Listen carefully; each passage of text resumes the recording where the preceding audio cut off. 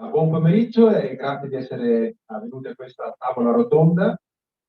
Il titolo è Games and Cultural Heritage. Scusate se intanto parlo, perché viene a parlare in inglese. Questa tavola rotonda è un pre-evento di GRADARA Ludens che inizia ufficialmente domani, ma l'abbiamo anche incorporata nel ciclo di seminari del History and Games Lab della mia università, dove insegno, l'Università di Edimburgh, e questo è uno dei motivi per i quali siamo in streaming su YouTube, quindi ti possono seguire anche dall'estero, e la registrazione sarà su YouTube nei prossimi giorni. Volevo ringraziare innanzitutto l'amministrazione di GRADARA, GRADARA Innova e gli organizzatori di GRADARA Ludens per aver ospitato questo evento e per aver organizzato questo evento, questo pre-evento di GRADARA Ludens. C'è una naturale affinità tra GRADARA e l'History and Games Lab della mia università in Scozia, perché entrambi sono interessati a come i giochi rappresentano la storia, a come i giochi possono essere utilizzati per la divulgazione della storia, soprattutto in ambito dei beni culturali, e anche a fare game design, inventare e produrre giochi. Dico spesso che l'History and Games Lab della mia università è in parte nato, o è stato concepito qui a Gradaro, e almeno i semi dell'History Games Lab sono stati lanciati qui da Gradara, perché venivo spesso a Gradara, qui a Gradara quando ero piccolo. Ho partecipato in gioventù molto spesso a Gradara Ludens, e poi probabilmente questo ha influito moltissimo sulla mia decisione di lanciare l'History Games Lab a Edimburgh. Quindi possiamo dire che l'History Games Lab è il risultato in parte delle attività ludiche e divulgative di Gradara negli anni 90. Il tema della serata è di questo intervento, di questa tavola rotonda, è il gioco e il cultural heritage, che può essere tradotto in beni culturali, anche se probabilmente la traduzione non è una traduzione esatta. Magari, se la cosa interessa, possiamo parlare di questa traduzione, delle possibili differenze dei due termini. E l'impostazione della tavola rotonda è quella di guardare e studiare il tema dal punto di vista di alcuni esempi internazionali, esempi italiani e di altri paesi europei, come la Francia e il Regno Unito, nel modo più specifico la Scozia. Quindi avremo 3 interventi, è un evento bilingue, nel senso che gli interventi in inglese saranno tradotti in italiano e quelli in italiano saranno tradotti in inglese. Abbiamo pensato quindi ci sarà 5 minuti di intervento e seguiti da 5 minuti di traduzione e così via. Alla fine della tavola rotonda sarà possibile fare domande, ma queste le teniamo alla fine di tutti e 3 gli interventi, anche perché così forse sarà possibile fare confronti tra i vari interventi. Ma non voglio trattenervi di più, passerei la parola subito ai relatori, iniziando da Laura Cardinale del Salotto di Giano.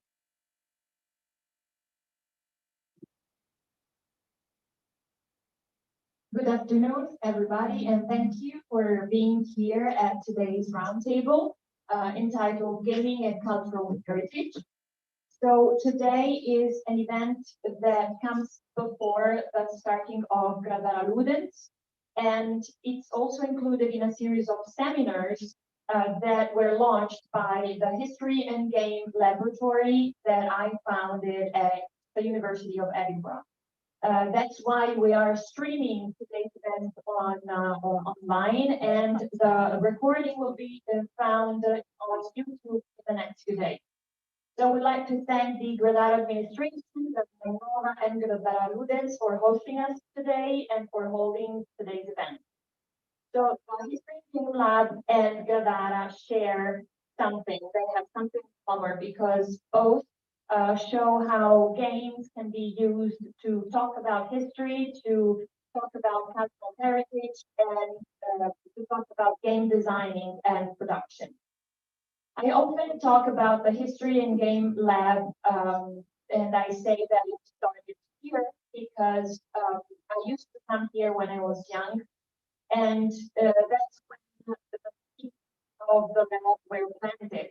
So I took part in GRADARA students myself when I was a child, and my decision of starting the lab in Edinburgh came from this.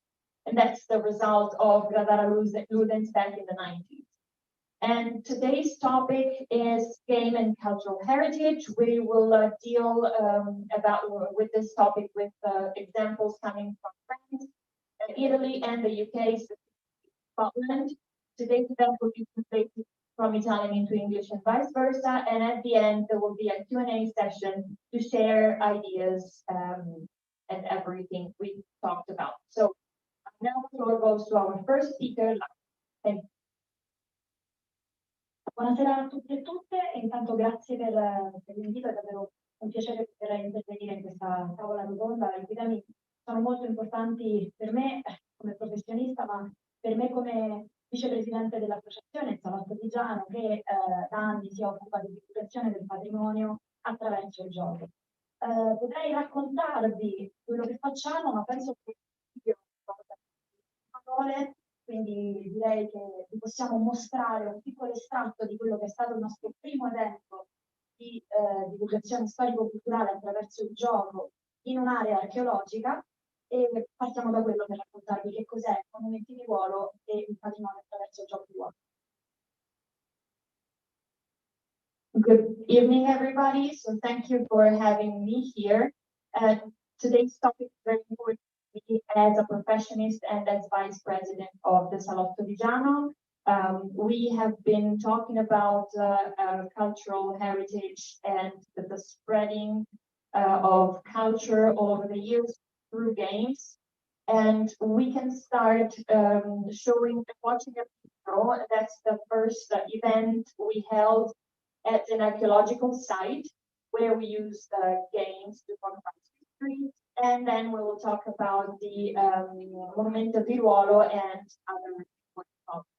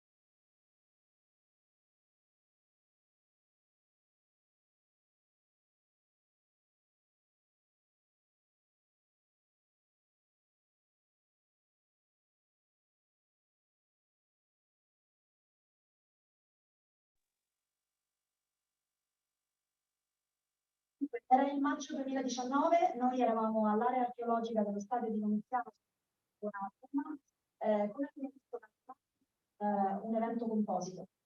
Si è trattato di una visita guidata all'area archeologica, una visita di beni storici di epoca tardo-antica e una sessione di gioco di ruolo a tema antica Roma, in cui non si è utilizzata l'area archeologica come mera location, ma si è l'area con un'attenzione proprio le informazioni contenute all'interno della vita non giocare e vivere all'interno dell'area, usufruendo tra l'altro degli spazi dell'area archeologica, perché come abbiamo visto a un certo punto si sono spostati, hanno toccato delle riproduzioni, hanno interagito direttamente con parti di appunto riproduzioni di reperti. Dunque, il patrimonio culturale italiano è veramente molto vasto. Parliamo di 58 siti UNESCO sparsi sul territorio e di una rete di musei statali, comunali, reti locali veramente impressionante. Quello che è importante per noi, che cerchiamo di fare con le nostre attività, è far conoscere questa rete in una maniera interattiva. Ciò che ci interessa è cioè dei diversi contenuti all'interno dei musei. Faccio una...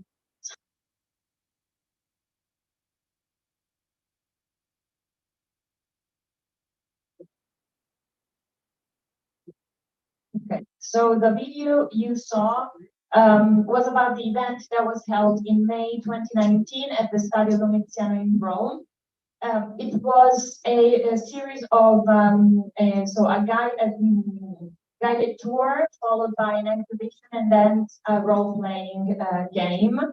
During the role-playing game, people could actually live in first person what they learned during the guided tour. And the event was curated together with people working at the archaeological site. So it was done in the most detailed way possible. And it allowed for an interaction between users, visitors, and players. So the Italian cultural heritage is very wide, very broad, and Italy counts 58 UNESCO sites spread all over the country, and we have many museums at national or regional level, and that's very impressive. And we want people to know the network of museums and sites we have in a different way. We want to work on what we call agency, which means the interaction between people and the cultural heritage.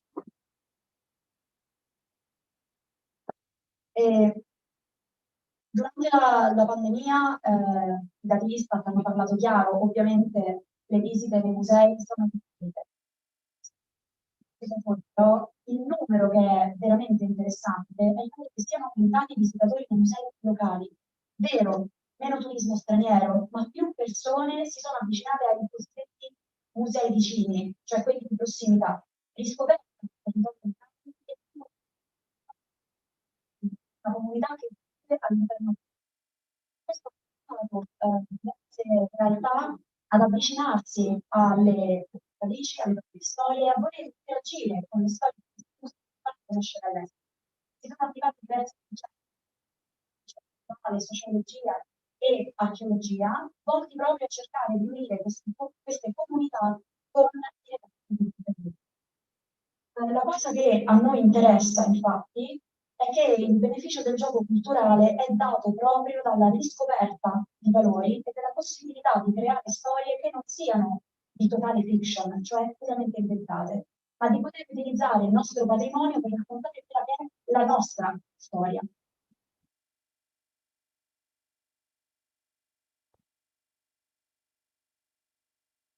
During the COVID-19 pandemic, people couldn't visit any of these sites and museums, so the numbers went down. But what's surprising is was that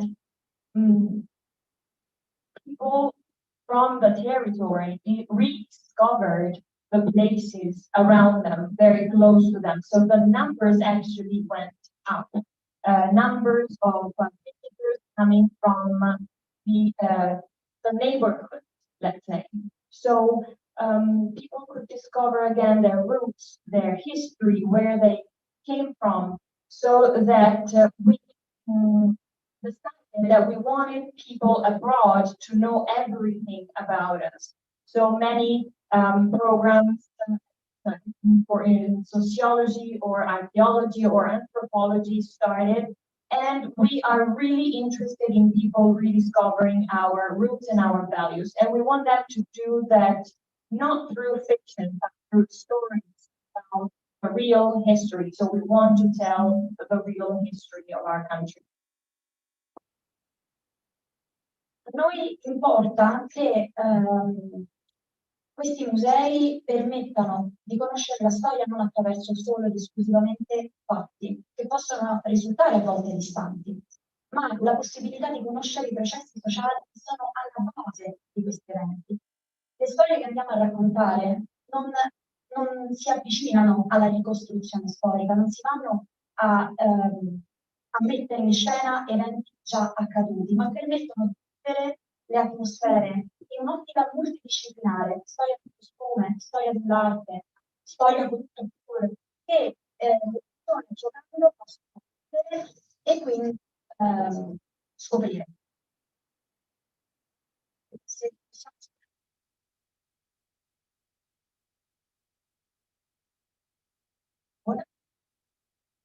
Ce ne siamo persi un po' per strada, non vi preoccupate. Ed è la prossima. Grazie. Allora, ovviamente le problematiche sono diverse. Giocare la storia vuol dire giocare con una responsabilità. Elementi che fondamentalmente sono lontani dal nostro vissuto, rappresentazione. Chiaramente più ci avviciniamo, più noi ci ritroviamo di fronte a una responsabilità. Giocare un personaggio storico vuol dire interpretare le sue idee, i suoi pensieri, le sue parole. Quindi quello che noi cerchiamo di fare è far vivere dei personaggi di fiction in contesti reali. Per questo possiamo avvalerci della letteratura. Ci capiscono cioè non sono immagini, che vengono sì trasformati in game, ma utilizzati in maniera consapevole in quella dei progetti che abbiamo,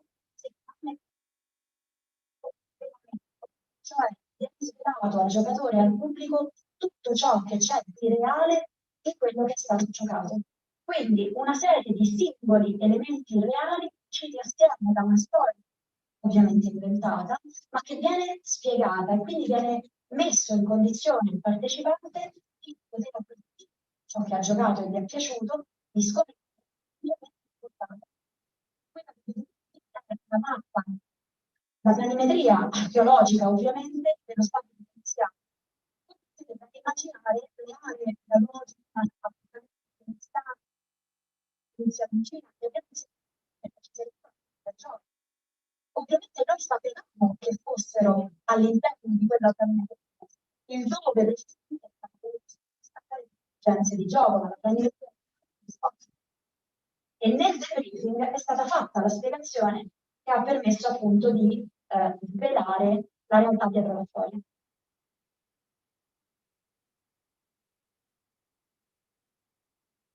So we want museums to tell not only actual historical facts, but also social processes that brought towards them. The stories we tell in our games are not a reconstruction of real history. They are not about real events. We want our players to experience the ambient, the feelings through customs and uses and clothes and music, etc. Of course, there are problems because playing with history comes with a responsibility. We talked about far away events, so that's easier. But when events are closer to us, that's a little harder because people and players have to interpret ideas, have to interpret words of characters. So they are fictional characters in real environments. And we can build this real environment through images and findings and letters that are used during the phase. So the final phase is called the revealing phase, when we tell players everything that was real in the game.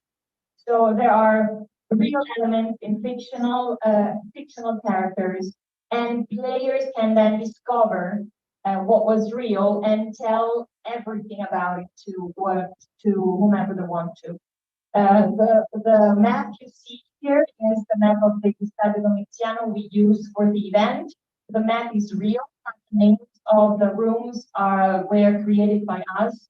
We think there were similar rooms, but maybe they were placed in some other ways. But the map is real, and then during the debriefing phase, we explain everything to the player. Quindi questo è ciò che noi abbiamo fatto fino ad oggi, ma Cosa possiamo fare domani? Cosa possiamo fare con quelle aree archeologiche che non sono vicine o che magari interessano persone che non possono spostarsi a lungo raggio, come abbiamo visto che è già successo? Dai.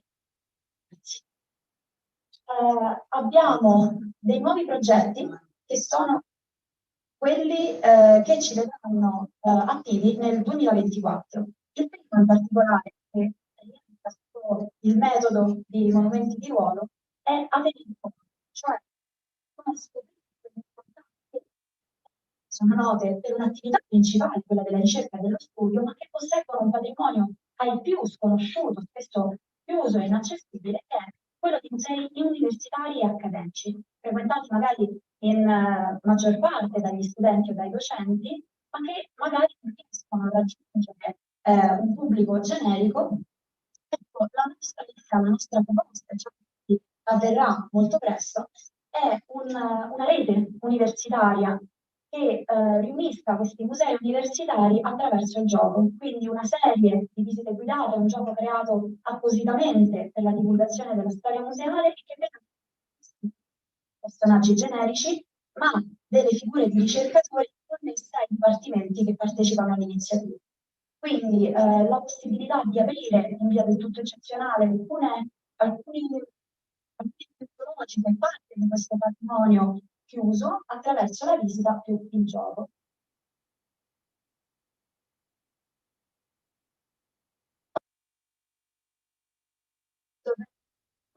What's been done up till now, but what about tomorrow? What about the future? What about far away places? What about people living far from such historical places? So here are some of our projects for 2024. The first one is called Atenei di Ruolo, which means universities, and it's a play on word with the role-playing game thing. So it's the idea of creating a network of universities that have museums in them that are known only by professors or students. We want them to be known also by the general public. We want to create a network and to let people know this network through games. So the protagonists would be researchers coming from these universities that participate in this network. And we want to open new archaeological areas and to have access to them also to the general public. Slide, per favore. Dovreste tornare indietro di 3 slide. Sì, esatto. Questa, grazie. E la seconda attività invece che è prevista per il 2024 è Rinascenza, cioè uno strumento di gioco per la divulgazione del Rinascimento attraverso un mazzo di arte che mira ad abbattere la velocità di apprendimento tipica di un manuale di gioco di ruolo. Parliamo di 200-300 pagine da dover studiare e preparare per portare narrazioni, cercando di racchiudere tutto il concetto storico in un mazzo di arte. L'idea è quella di produrre un mazzo di arte dell'epoca rinascimentale, facendo e inserendo il contesto storico di riferimento dall'altro lato. In questo modo le persone possono fare narrazioni nuove a partire da un evento archetipico per poi andare a scoprire qual è invece l'evento di riferimento. In questo modo vengono realizzati eventi e personaggi che possono essere sia giocati da un master narratore, facilitatore, ma anche e soprattutto, per esempio, da docenti con gruppi classe in maniera totalmente autonoma, quindi a fronte di un operatore e tanti partecipanti, grazie a un solo mazzo di carte. Il gioco modulabile quindi può trasformarsi facilmente da gioco di ruolo a gioco di comitato, quindi gioco per tante persone, tutto con lo stesso identico strumento. La cosa più interessante è che il modello, o meglio le meccaniche di gioco, permettono di essere aperte a tanti settori diversi, quindi vuol dire che Rinascenza è il mazzo dedicato alla storia del Rinascimento italiano generico, ma io posso aggiungere delle carte, per esempio un mazzo specifico sulla storia di Gradara o sul Rinascimento tedesco, e andare a comporre un mazzo diversificato che oggi è il Rinascimento, domani può essere l'impero romano e può essere anche creato ad hoc usato per le attività didattiche dei musei per cercare di ampliare l'offerta verso il pubblico. The second project is called Rinascentia, and it's about the Renaissance, and it's a game played thanks to a deck of cards. So it decreased the time spent to learn how a game works. So, for example, with a 200 pages book, but if people can learn everything through a deck of cards. So it was, the idea was this. So we create an event on one side of the card. People can create a content, create their story, new story about that image, and then turn around the card and discover the real event. It can be done with the help of a master. It can also be used by teachers, for example, for their students. It's a role-playing game, but it can be turned into a game of mask, game for many people, and the boss can then and can deal with other topics. So now we have this game about Renaissance. We can add a card about GRADARA's story, or we can add a card about the German Renaissance. And then tomorrow we can create a new deck of cards about the Roman Empire. So it can be used ad hoc in museums, for example, to teach people about history.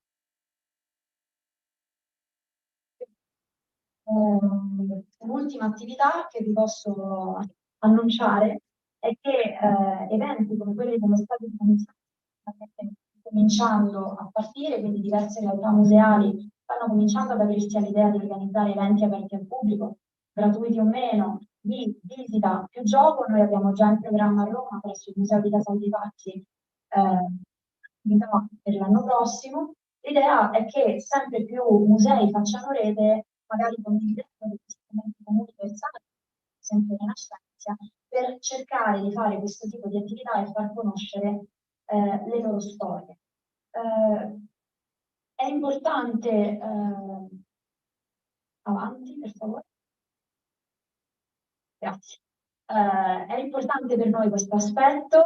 Mi piace concludere con questa citazione dall'antropologa del patrimonio, la professoressa Aiuso della Sapienza, dal volume Declinare il patrimonio, parafraso.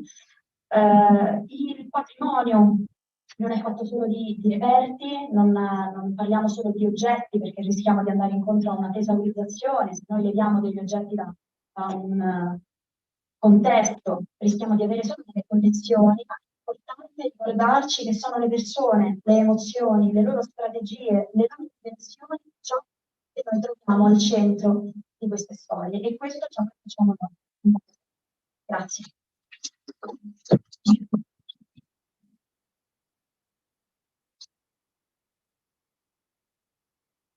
Grazie Laura. Last thing to conclude. So, events like the ones we had back in 2019 are starting again. So archaeological places are creating new events. They can be free or not, and they put together an exhibition and gameplay. We will have one in Casal de Paz in Rome next year. So the idea is to create a network using tools like Rinascentia, for example, to talk about the story. So it's important to me, and I would like to conclude with a quote from the book from a professor of La Sapienza in Rome. And she says that the cultural heritage is not only done through objects that, taken out of context, are just a collection of objects. They are used, our cultural heritage is made of people, emotions, and strategies, and that's what we want to share with people. We want to tell their story. Okay.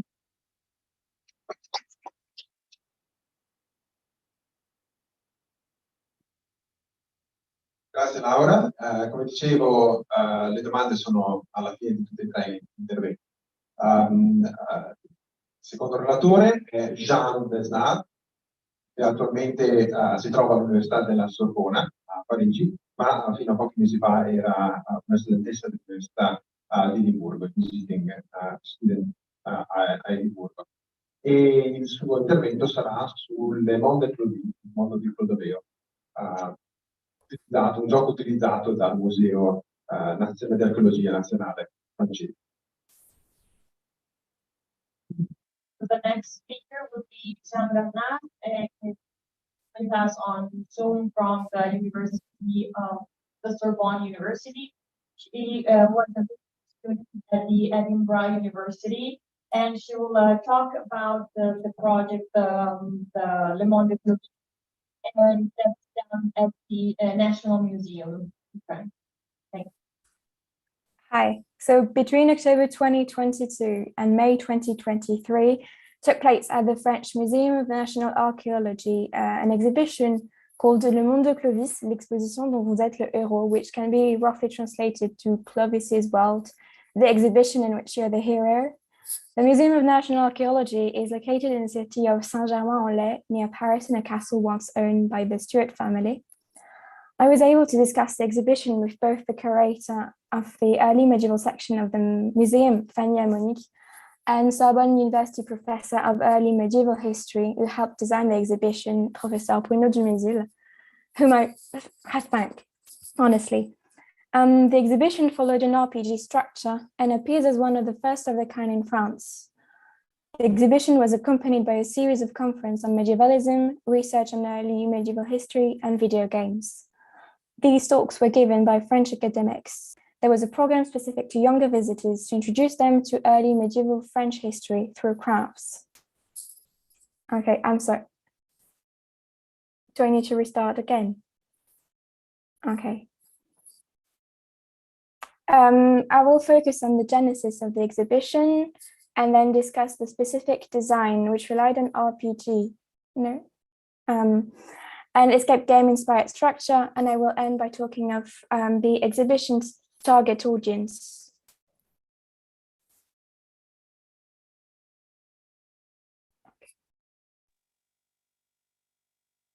Parlerò del design di questa mostra, una mostra che è stata prima nel suo genere in Francia, una mostra che è iniziata con una serie di eventi sul Medioevo, sulla storia medievale, e è stata creata per introdurre al pubblico la storia del Medioevo francese. Nel corso parlerò di come è stata progettata questa mostra interattiva, della sua struttura, del suo funzionamento, per poi concludere parlando del pubblico a cui è stata rivolta e per cui è stata pensata. So the Museum of National Archaeology, is an old museum in the. Can you hear me? Yeah. In the Greater Paris, and currently under works. So most of the collections are closed to allow renovation, and the Merovingian section of the museum closed in 2021 and is supposed to open in 2028. So during this large period of time, the collections will mostly not be seen by the public. The exhibition was thought as a means to present the collection despite the major refections in the museum. So the exhibition I'm presenting is the Monde de Clovis. It was highly inspired by a Belgian exhibition created in 2019, presented in 2021 at the Royal Museum of Mariemont under the title Le Monde de Clovis, Merovingian Itineraries. The Royal Museum received quite a large number of artifacts from France, and the curators thought of moving the exhibition as is to Paris. But the Mariemont exhibition followed a similar structure to a previous exhibition they had, and it felt redundant. So they decided to change the format of the exhibition itself and have fewer artifacts, but to change the format. So to keep the same scientific message, but said differently. Moreover, as Bruno Dumézil noted during our discussion, COVID-19 changed many things, and moving artifacts across borders had been made relatively complicated, and having fewer artifacts would simplify the organization. However, the curators did not want to create a very small exhibition, and they decided to shift the focus toward a better or more complicated museography. So they decided to transform it into an exhibition centered around a game with the same scientific reasoning.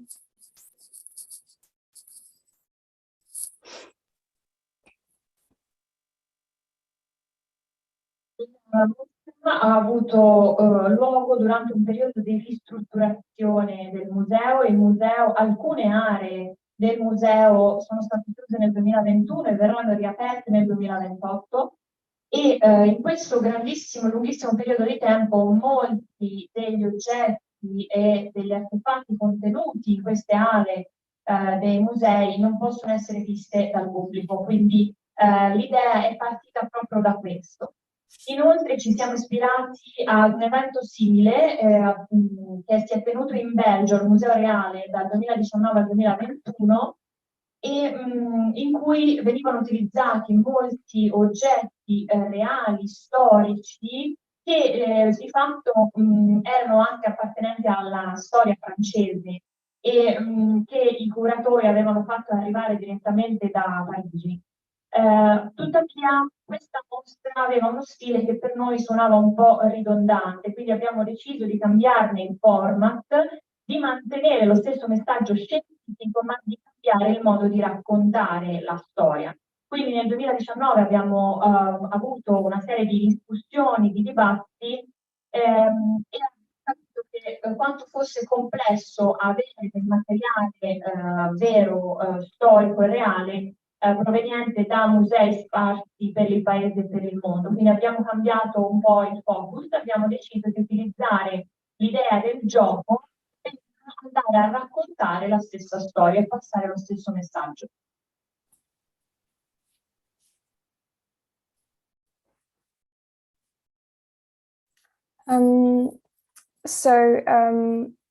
The decision to transform the exhibition was easily taken by the scientific commission because they had already worked with Mariemont and they knew what artifacts they wanted to showcase. So Professor de Mézil was quickly brought on the project because of his previous involvement in history projects, notably through comics on early medieval history, in a series on French history.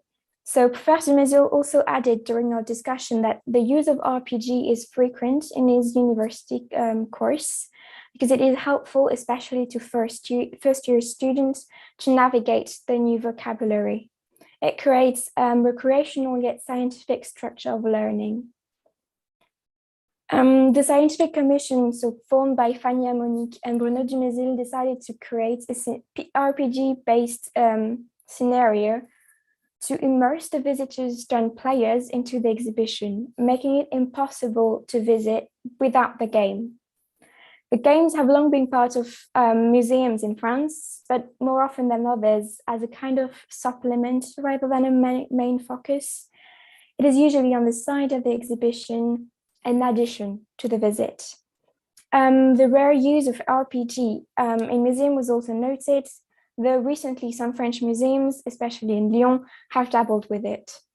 So the novelty of such an exhibition was taken with caution, and the scientific commission decided to work with an escape game designer, Félix Anoyer, working in an escape game center in the Great Parisian area. So doing an escape game within the exhibition was out of the question because of the clear limitations of setting such a game in a museum regarding questions of conservation and safety. Some of the mechanisms into scenario writing were similar, and Mr. Anoyer gave his opinion on what was feasible, entertaining.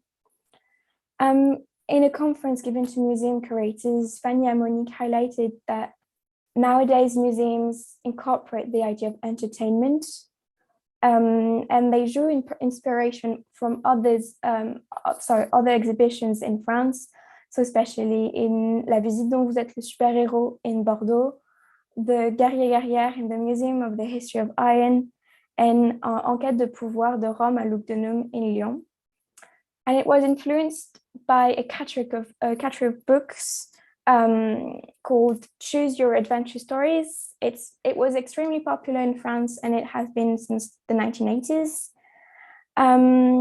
So those books put the reader as the main character because they immerse them as the narrative themselves. They are the story. So the Scientific Commission wanted to have the game as the central element of the exhibition, and use a familiar form of playing. And they used this Choose Your Adventure in the title of the exhibition itself, so people could know and identify the form.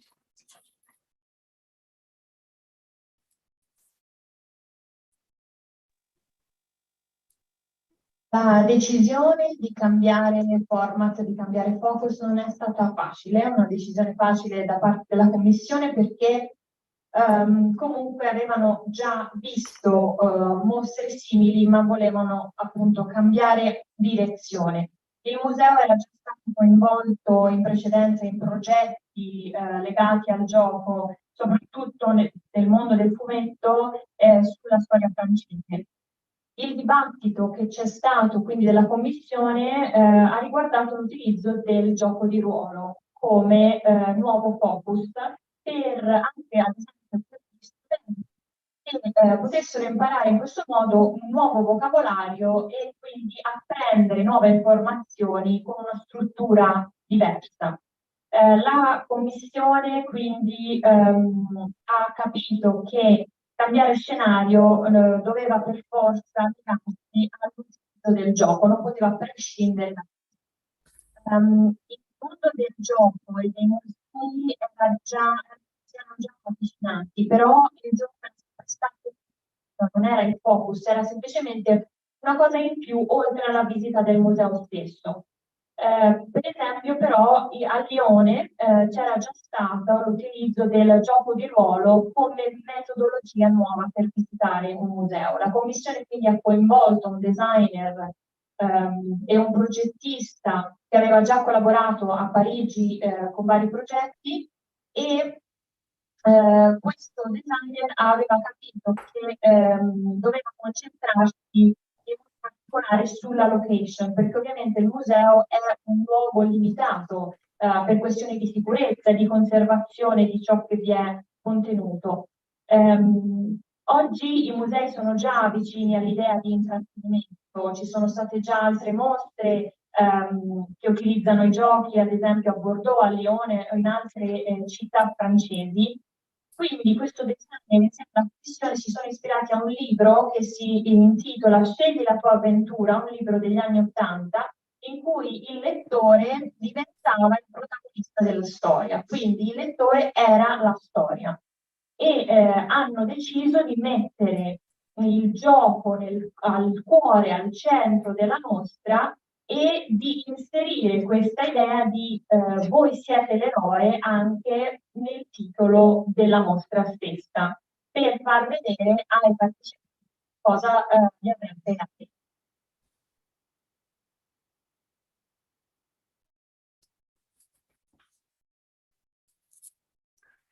So it is now time to talk of the workings of the exhibition itself. So the exhibition can be played two ways, either digitally or on paper. So Dr. Harmonic and Professor Gemezel both shared their surprise to see that the paper version of the game was very popular. The data collected established that around 60% of users prefer doing the exhibition with the booklet to the paper version because they could take it as a souvenir of the exhibition. The two media use the same text, same design, and illustrations. Overall, the digital version appeared as much easier to play because it counted the points of prestige and wealth that you had to collect, and it simplified the game. The digital version was on an offline web app, which allowed the players to continue the game even without Wi-Fi connection, which can be spotty in an old castle with thick walls.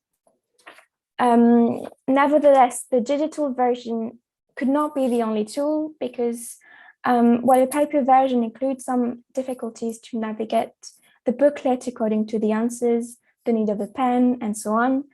It's necessary for part of the audience because the older players might not have a phone, the youngers might not be allowed to use a phone, you could lack battery, etc. So the rules are very simple. It is an immersive exhibition. The player, upon entering in the first room, has to select a character that you can see there. And they will follow that character throughout the exhibition, either on the app or on the booklet. Throughout the exhibition, they were able to track the path they have to follow with large illustrations of the characters that you can see on the screen. The characters were designed by a game designer called Gaël Lanurien, and they each have identifying colors and artifacts. They are therefore easy to recognize and allow the player to project themselves in the game. The design is knowingly not fully historically accurate if one is to observe the most minute details. We don't know if this brooch was worn at the exact same time as these earrings, for instance, but they create nonetheless a most agreeable design and are very coherent. The idea of immersion and of an epic narrative is inherent in the idea of RPGs and of most games, and it's reinforced by this iconography. The characters are shown as very active and they carry easily the sympathy of the player.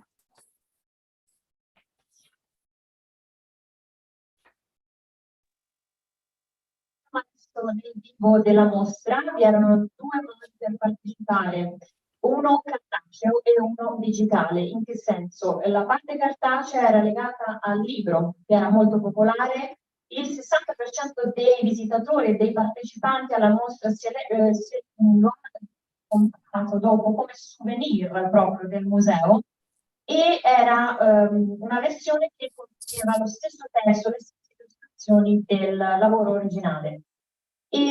La parte digitale invece era pensata con un'applicazione che potesse essere utilizzata sia online che offline, perché a volte magari non c'era accesso a una connessione wifi.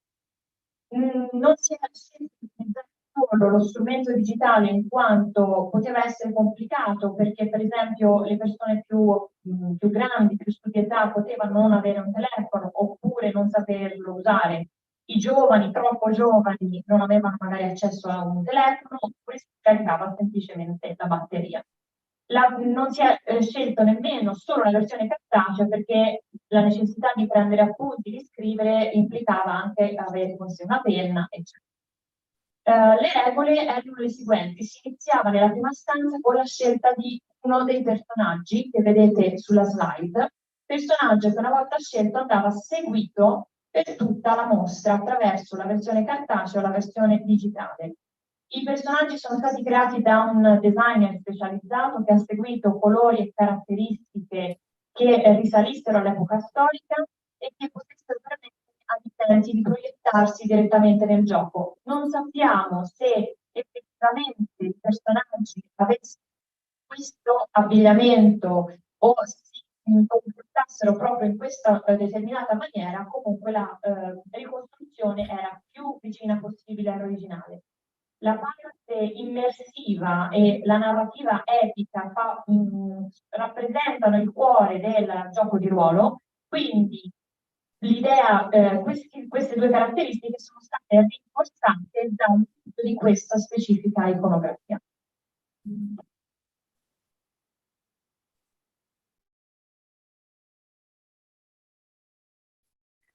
So it might be time to present the characters themselves.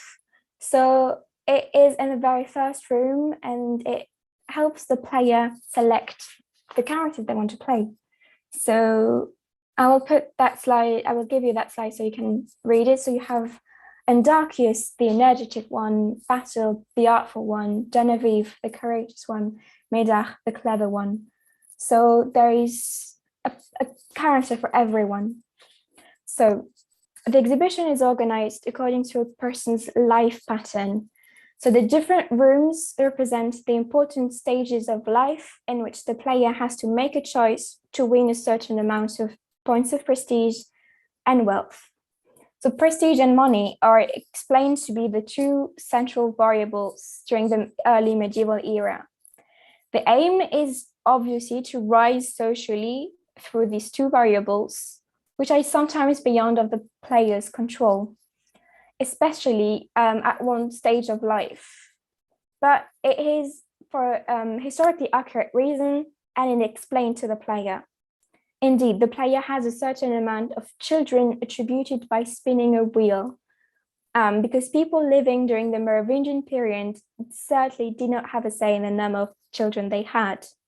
So the number of children influences the amount of money and owned and takes part in determining one's possibility of success.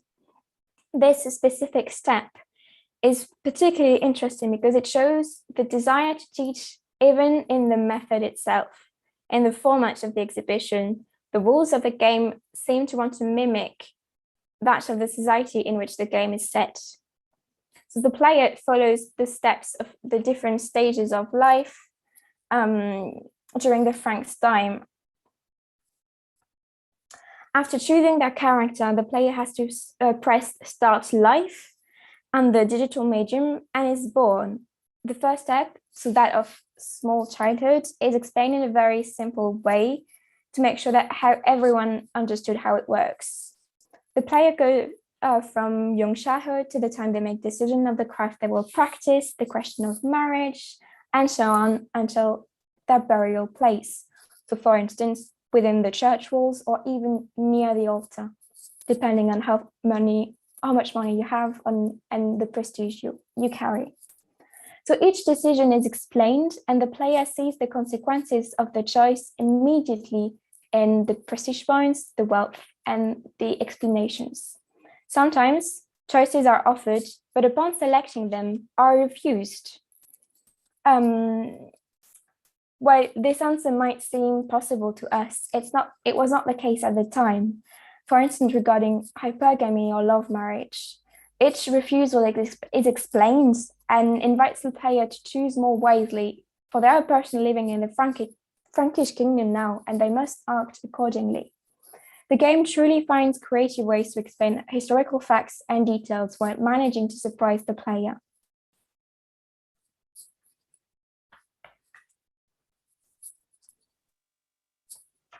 Parliamo adesso dei personaggi, se potete tornare alle slide precedenti, per favore. Ah, è lei? Ah, ok, non si vede. Quindi i personaggi che abbiamo visto erano Andarchius, il personaggio energico, Batilde, il personaggio artistico, Geneviève, la coraggiosa, e Medard, il personaggio intelligente. Quindi erano personaggi adatti a chiunque. Che cosa succedeva una volta scelto il personaggio? Si aveva accesso alla seconda stanza in cui venivano prese alcune decisioni di vita. Come sappiamo, i punti prestigio e la ricchezza sono alcune delle variabili che fanno parte del gioco di ruolo e erano variabili fondamentali nella vita del Medioevo. E erano situazioni che non potevano essere strettamente controllate dalle persone per motivi che poi venivano spiegati ai giocatori. Ad esempio, il numero di bambini figli veniva scelto girando una ruota. Questo per far capire che il numero di figli andava poi a influenzare, per esempio, la quantità di denaro, la vivibilità e il successo del personaggio. È una cosa interessante, un metodo interessante per insegnare e le regole poi da seguire per il gioco andavano a mimare effettivamente la società medievale dell'epoca. E il personaggio veniva poi seguito nelle fasi della sua vita durante il Medioevo francese. Successivamente il giocatore va a premere Start e inizia la vita. Il personaggio nasce nella sua vita giovanile, la sua scelta del lavoro, del matrimonio, addirittura il luogo di sepoltura che dipendeva ovviamente dal prestigio e dal denaro. Ogni decisione veniva spiegata perché poi le conseguenze delle decisioni venivano immediatamente viste, erano visibili e addirittura alcune scelte non venivano fatte, non venivano accettate. Magari l'utente andava a fare una scelta che veniva rifiutata perché dopo veniva spiegato, ad esempio, la questione del matrimonio, la questione di legata al denaro, in questi casi alcune decisioni non potevano essere prese perché durante il dominio francese quelle cose non potevano essere fatte. Quindi gli utenti andavano a conoscere i dettagli della vita del periodo e ne rimanevano affascinati.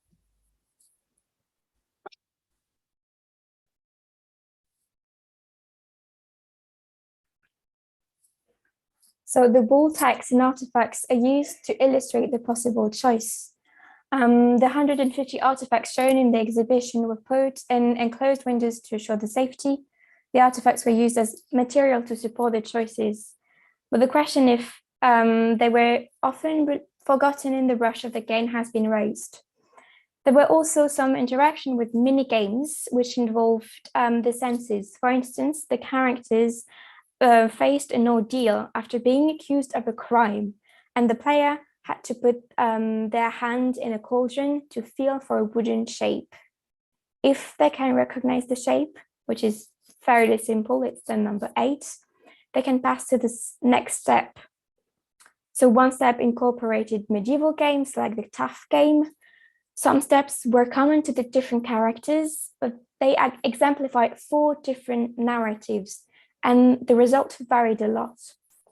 Each character had a few artifacts dedicated to their narrative, and if the player only followed one narrative, they would miss the other artifacts unless they played again. So the end of the exhibition is not with the passing of the characters, as it was advised not to by the escape game designer, but with a wow effect. Once the player knows their burial condition, they are granted an audience with King Clovis, restoring the kingdom. So this one-time opportunity in a Frank's life offered the possibility for the curators to a nod to French pop culture. Indeed, the audience with the king is with a French actor famous for his work as Merlin in the French TV series called Camelot. Camelot is an early 2000 French comedic TV show which parodies the Arthurian legend, like Monty Python. This last step of the exhibition, at the end of 45 minutes, King Clovis offers a last enigma for the player to decipher as a kind of apex of the game.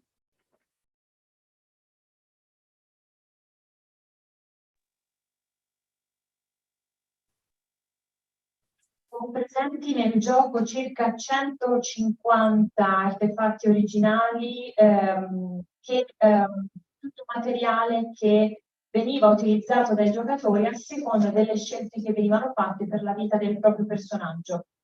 E la mostra prevedeva anche una serie di mini giochi, di gioco nel gioco, per esempio se commetteva un crimine veniva imprigionato o rilasciato a seconda di come andava un gioco, doveva mettere una mano nel calderone e in un calderone riconoscere la forma di un oggetto per poter passare poi alla fase successiva. Quindi questi minigiochi utilizzavano anche i 5 sensi dei visitatori che partecipavano. Venivano fatti fare anche dei giochi reali, medievali, e altri invece che dipendevano dal personaggio. La vita del personaggio era seguita passo per passo e ogni artefatto utilizzato dipendeva dalla scelta del giocatore. Quindi magari durante un gioco venivano utilizzati alcuni artefatti, il gioco successivo con lo stesso personaggio ne utilizzava altri. La storia, quindi la narrazione, era singola. Alla fine il gioco non terminava con la morte del personaggio, bensì con un effetto sorprendente, un effetto wow, cioè al giocatore veniva chiesto, invece di far morire il personaggio, di proseguire e costruire una nuova storia per il futuro della Francia di quel periodo. La visita e l'evento durava circa 45 minuti, in cui il giocatore appunto doveva seguire dall'inizio alla fine il personaggio scelto.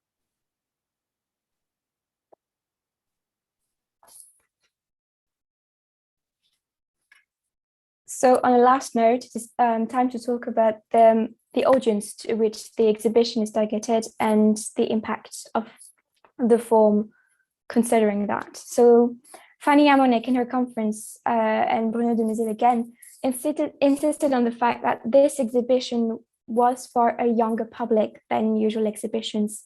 It was thought for teens and young adults because so they were not excluding other age classes. It was not designed for young children or elderly visitors. They can nonetheless enjoy the exhibition. So the teens and young adults less frequently visit museums and are usually less targeted by traditional exhibitions, but are partial to games and history. So since they're less likely to go to the museums by themselves, the RPG structure generates a heightened involvement in the visit of the museum, and it is their choice that will create the exhibition they will see. Creating an exhibition which allows this RPG structure and these highly popular escape games, a time in history which is usually associated with darkness and epic narratives, could therefore draw their attention to the museum. Sorry. So there was some data collected, and this age category was the most represented in the visitors. But with an exhibition addressed to this young adult target audience, it has inherent limitations. The first limitation is that the youngest class age is less likely to interact with the exhibition because they need to read really well to understand the alternatives offered at each step. So museums usually often child visit supports with mini games, and they rely on images. But here the game relies on text, on words, on reading. So it cannot function if you cannot read the booklet or the app. The digital and paper comment books at the end of the exhibition showed that the exhibition was deemed too difficult for those young players because even if they were able to read, the stakes or tasks or the enigma at the end could be too difficult to grasp. But nevertheless, the exhibition was visited by more than 100 schools and more than 3,000 children came to visit just with the schools. So writing the RPG for this implied carefully taking into account the targeted audience. And it was Professor Bruno de Musil, as I've mentioned earlier, who had the most experience with writing RPGs. But his RPGs are designed for academia, and it's thought as a pedagogical tool, So during our discussion, he explained that there was a need to simplify the text and to select carefully the terms he wanted to make accessible to public wider than history students. That question of accessibility of a subject such as the early Middle Ages was carefully raised, and he noted that no text should exceed 10-ish lines, for instance. It has to be concise, straightforward, and clearly state the stakes, while still giving the key yet simplified historical notions. So despite being thought with young adults in mind, the themes mentioned need to be carefully selected not to shock the broad public that was visiting the exhibition.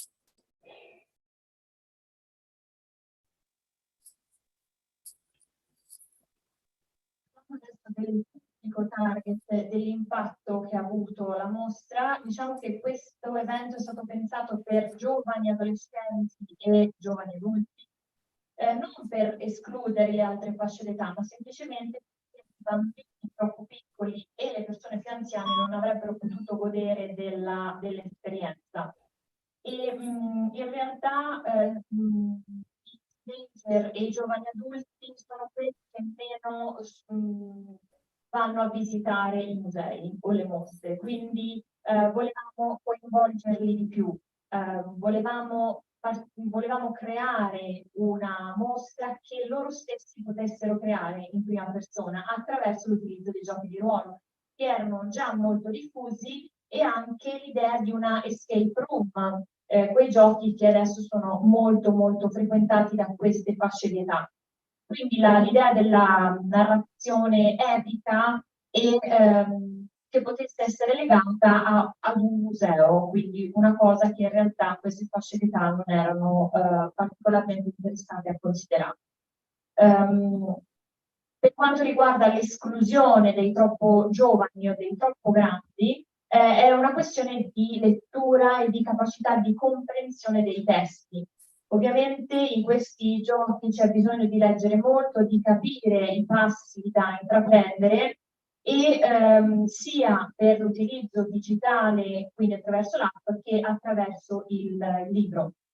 E alla fine questa mostra si è rivelata essere troppo difficile per queste fasce di età che erano state escluse.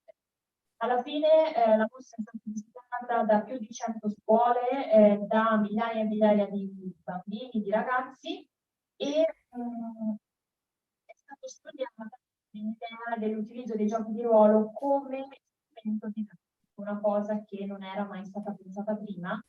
Proprio per questo i testi di riferimento sono stati molto semplificati per essere accessibili al pubblico, anche perché si trattava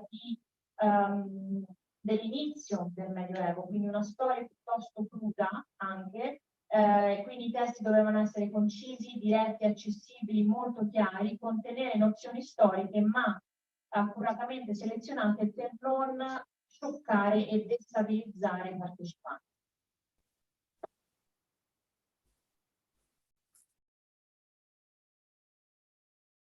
So the format of the RPG allowed a certain liberty in redaction. So contrary to most exhibition texts, which are mostly scientific and descriptive, the scenario was marked by being very narrative, and it usually described every step of the character's life development, much like the result of a choice when you play RPGs. But the scenario also included humor and play on words.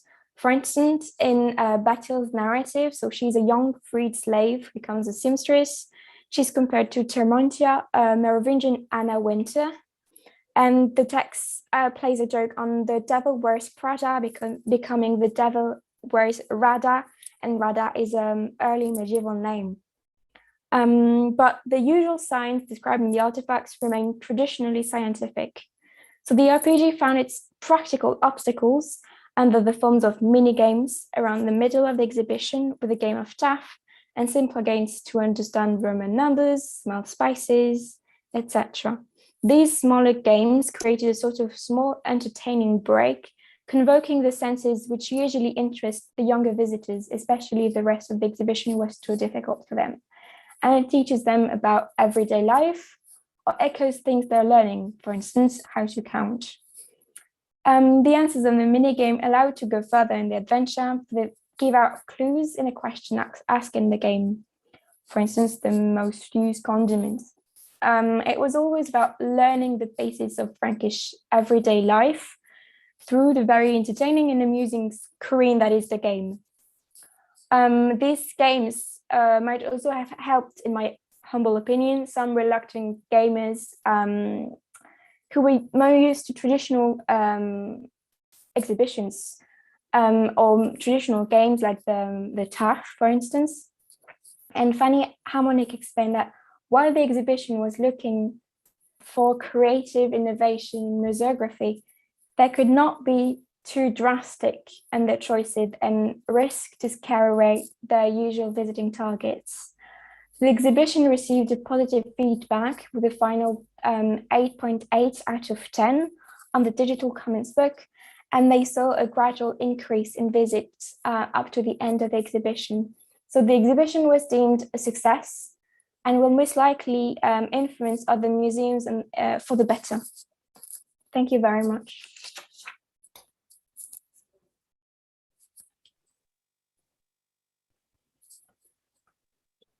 Giochi di ruolo quindi hanno permesso, la struttura del gioco di ruolo ha permesso di creare questa mostra interattiva con l'utilizzo di testi molto descrittivi che si sviluppassero a seconda delle scelte fatte per ogni personaggio. La mostra poi comprendeva anche l'humor, giochi di parole, anche legati alla vita attuale, moderna. Quindi ad esempio c'era un gioco di parole sul diavolo veste Prada, dove Prada è stato sostituito con Rada, che era un nome tipico medievale. Vi erano anche ostacoli pratici che dovevano essere superati attraverso dei minigiochi per coinvolgere anche quelle fasce di età che venivano escluse nel resto dell'esibizione perché, come dicevamo poc'anzi, non riuscivano a comprendere.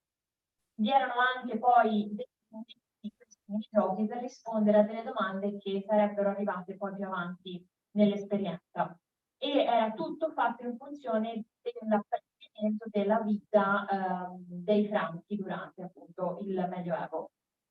Ci ha aiutato anche a coinvolgere le persone un pochino più riluttanti, diciamo, quelli che sono abituati ai giochi tradizionali e ai musei tradizionali, e abbiamo alla fine ricevuto un feedback estremamente positivo con un punteggio di 8,8 su 10 e un aumento del numero di visite al museo alla fine dell'esibizione, per cui è stato un enorme successo per noi. Grazie per l'attenzione.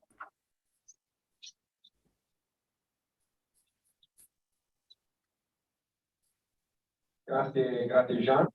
E adesso abbiamo l'ultimo dei nostri relatori, William Huber, dall'Università di Falmouth. William parlerà della Scozia, quindi ritorniamo un po' nella casa dell'Università di Edimburgh, della Scozia e specificatamente del The Case of the Battle of Bannockburn Experience in Scotland. Thanks.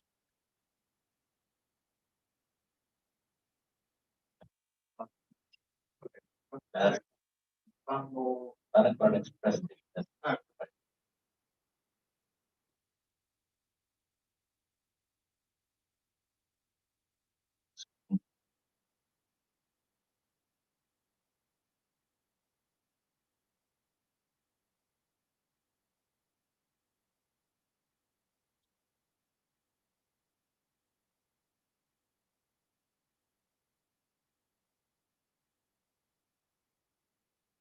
So I'm presenting as a case study the battle game at the Bannockburn Visitor Center, which was developed between 2010 and 2014 and installed and debuted the public in February 28, 2014. The game ran until 2020 when the National Trust of Scotland removed it from the centre.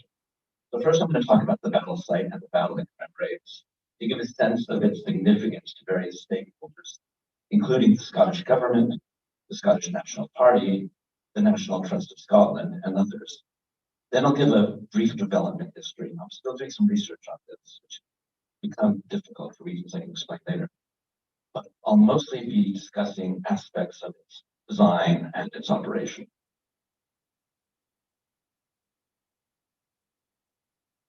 Vi presenterò un case study su cui sto lavorando che riguarda un gioco dedicato alla battaglia di Bannockburn e che è un gioco dedicato al Bannockburn Visitor Center che è stato sviluppato tra il 2010 e il 2014 e ha avuto poi il suo debutto il 28 febbraio del 2014 fino al 2020 quando il National Trust della Scozia ha deciso di rimuoverlo. Vi parlerò prima di riferimento per capire un po' il contesto e per parlare anche degli stakeholder coinvolti che sono il governo scozzese, il Partito Nazionale Scozzese e il National Trust scozzese. Parlerò della storia della ricerca, una ricerca che sto ancora effettuando in realtà, e vi spiegherò anche alcuni aspetti del design e del suo funzionamento. So, the Battle of Bannockburn, The Battle of Bannockburn was an encounter between the armies of Robert the Bruce, King of the Scots, and King Edward II of England. It was a key battle, but not the immediate end of the First War of Scottish Independence. The war itself followed upon the invasion of Scotland by forces under Edward I in 1296. in the wake of a succession crisis in the Scottish court. The details of the war are covered well by historians who specialize on it, and to some extent, the specifics of its origins are less important than appreciating the role it plays in the imagination of those who choose to memorialize it and present it to the public today. The battle and its aftermath has become no less than a founding myth for the Scottish nation itself.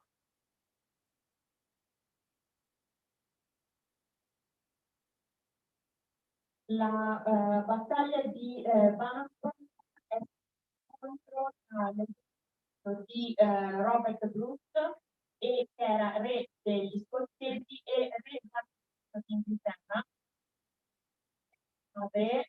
della prima guerra di indipendenza scozzese, anche se non è stata la conclusione. Riguardava l'invasione della Scozia già di Edoardo I nel 1296.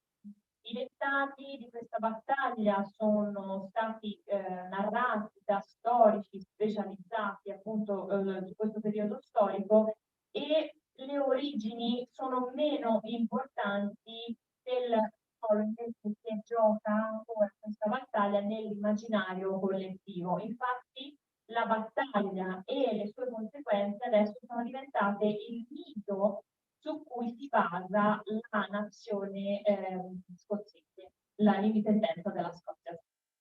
So the exact site of the battle itself remains unknown, and the current site is an estimate based on description of the battle by contemporaries. No persuasive material evidence has been identified. The oldest visual representation of the battle still extant was produced about 120 years after the battle in Walter Bauer's Scotichronicon. But the flow of battle is better documented by combatants and contemporaries. It was a 2-day battle, and it ended in a rout of English forces, even though the Scots were outnumbered over 3-1.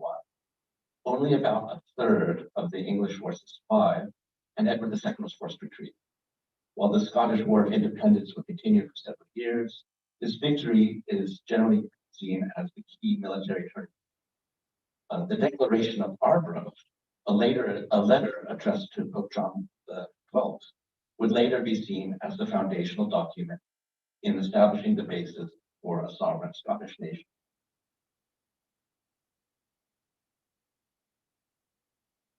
Il luogo in cui è avvenuta questa battaglia non è noto, ma ci sono state basate su una descrizione di storici contemporanei. La rappresentazione della battaglia è stata per la prima volta creata circa 120 anni dopo la battaglia stessa nello Scotichronicon di Walter Bauer. Come è andata la battaglia nel suo tempo è raccontato e documentato dai combattenti e dagli storici contemporanei. È stata una battaglia durata 2 giorni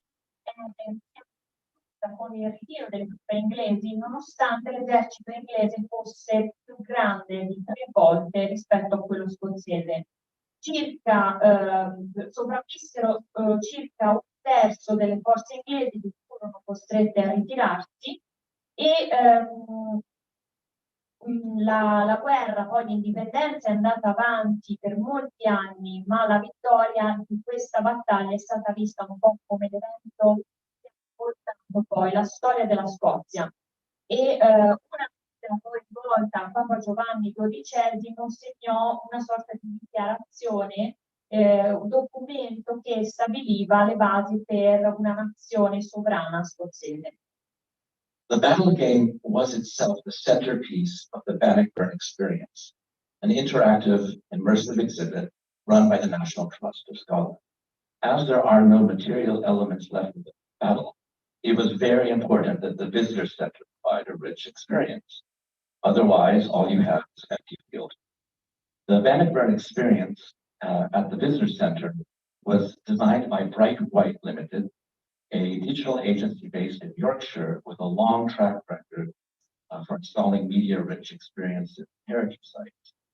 The Glasgow School of Art's digital design studio was also involved, producing 3D animations for the immersive non-game aspects of the experience, while the battle game was developed by D3, a game development studio based in Runcorn, England. Nearly £4 million of funding came from a variety of sources, including Historic Scotland and the Heritage Lottery Fund. Quindi questa battaglia era il centro dell'esperienza della Runcorn Experience, quindi una esibizione, una mostra interattiva e immersiva gestita dal National Trust scozzese. Non vi sono elementi, come dicevo prima, sopravvissuti alla battaglia, e quindi è stato importante per noi ricreare questo evento immersivo per far conoscere la battaglia ai visitatori del centro. Perché la storia, ma su un'ambientazione impossibile da immaginare. Il tutto è stato progettato da Bright White, un'agenzia basata a Yorkshire e che aveva già lavorato su moltissime esperienze così ricche a proposito di siti culturali. Inoltre ha prodotto le animazioni 3D che facevano parte degli aspetti non luci dell'esibizione della mostra, mentre il gioco relativo alla battaglia è stato sviluppato da D3D, che è uno studio basato a Runcorn in Inghilterra. E sono stati investiti circa 4 milioni di sterline e fondi che provenivano dal governo e soprattutto anche dal Heritage Lottery Fund. Development began in 2004, targeting an opening date in early 2014, the 700th anniversary of the Battle of Bannockburn, and by no means coincidentally, the year that the referendum on Scottish independence was held. The centre was opened in February of that year, while the referendum was held almost 7 months later in September. The opening was attended by First Minister Alex Salmond, the leader of the Scottish National Party, which itself was leading the Yes campaign for Scottish independence. In his speech opening the centre, Salmond explicitly linked Bannockburn with the birth of the modern Scottish nation and the declaration of our growth with contemporary notions of national sovereignty and governance. Lo sviluppo delle competizioni nel 2004 con l'obiettivo di capire poi nel 2014 una data non casuale, perché il 2014 è un anniversario dalla battaglia di Bannockburn e ovviamente non per coincidenza l'anno in cui si sarebbe tenuto il referendum per l'indipendenza della Scozia.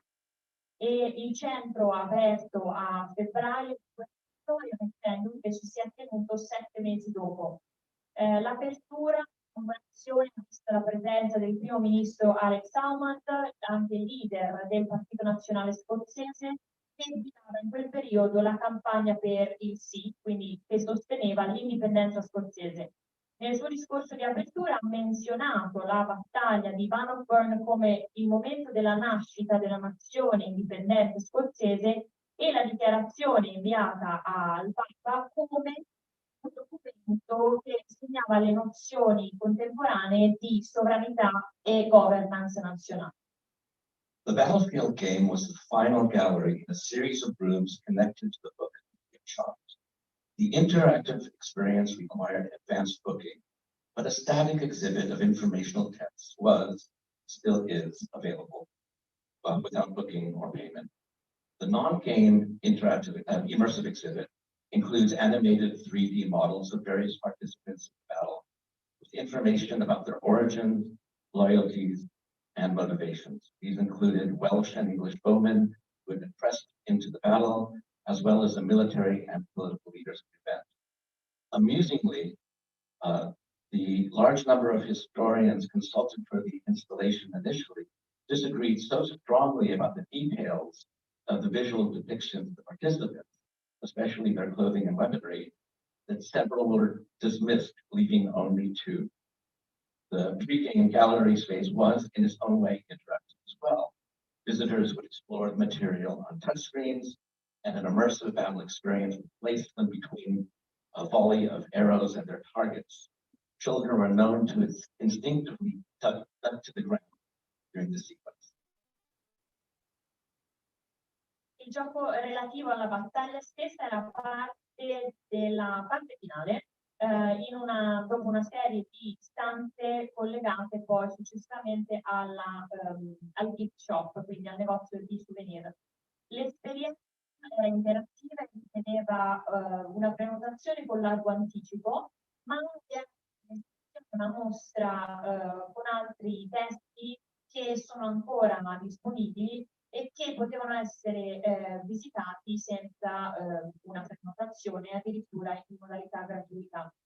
La parte non ludica includeva anche animazioni 3D che rappresentavano alcuni partecipanti alla battaglia con informazioni riguardo le loro origini, la fedeltà rispetto agli inglesi o agli scozzesi, le motivazioni della battaglia. Addirittura arcieri gallesi o inglesi che sono stati forzati a prendere parte alla battaglia, oppure addirittura dei leader politici che avevano partecipato. Sono stati consultati molti storici per le raffigurazioni, il modo di vestire, le armi utilizzate, e in questa galleria che era in un certo senso anche interattivo, perché vi erano dei touchscreen in cui si potevano vedere le immagini della battaglia, e addirittura alcuni partecipanti si ritrovavano nel bel mezzo tra gli obiettivi degli arcieri e le frecce che venivano scagliate e scoccate dai loro archi, e addirittura alcuni bambini si scantavano quando le frecce venivano scoccate. The game itself is a compelling and novel blend of digital elements projected onto a physical 3-dimensional surface. Up to 30 players at a time can play. The game is managed by a game master who operates a console with a digital game user interface. Players, interestingly, do not physically interact with the game other than pressing a single button, which activates the military unit, a squadron that they command. 10 of the players are assigned to Scottish forces, 20 of them to English forces, reflecting the ratio of the battle itself. The task of the Scottish players is to prevent Edward from arriving to Stirling Castle to break the siege of the English-held structure by the smaller number of Scottish troops. If Edward is either killed or prevented from reaching the castle, the Scottish troops win. Otherwise, the English troop wins. Played well, the advantage goes to the English. That historically the Scottish were the successful ones promotes a very contingent understanding. Il gioco stesso è un'unione innovativa di elementi digitali e fisici su una superficie di dimensioni. Il gioco veniva giocato da 30 persone contemporaneamente, veniva gestito da master, utilizzava una console che guidava l'interfaccia che vedete. I giocatori non interagivano direttamente in alcun modo. Semplicemente si limitava a un bottone, un unico tasto, che attivasse, facesse partire l'unità militare in quel momento comandante. 10 giocatori venivano assegnati all'esercito scozzese, mentre 20 all'esercito inglese, per rappresentare la disparità che avevamo detto prima tra i due eserciti. L'obiettivo del giocatore scozzese era quello di evitare che il re Edoardo arrivasse al castello di Stirling per distruggere l'assedio, insomma, e distruggere le truppe scozzesi. Se il re Edoardo veniva ucciso o non riusciva ad arrivare al castello, erano le truppe scozzesi a vincere, altrimenti era l'esercito scozzese a vincere. Ovviamente se il gioco veniva giocato bene, era l'esercito inglese a vincere per una questione di numeri. In realtà il fatto che sia stato